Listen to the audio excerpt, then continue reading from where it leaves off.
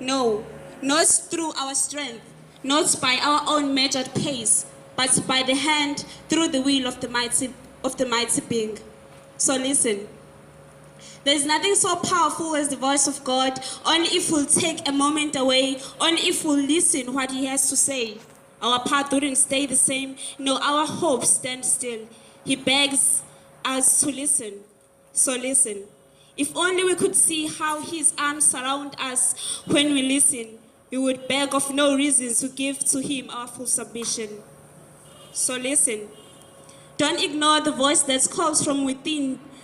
Do not ignore the voice within the deepest longing to hear from him. Listen, hear him, allowing this life-changing transition. And yes, sweet and still, faithful and unchanging.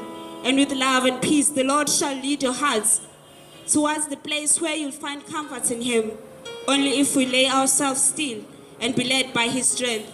With love and peace, he shall lead your hearts to a place where in him you'll find comfort. So listen.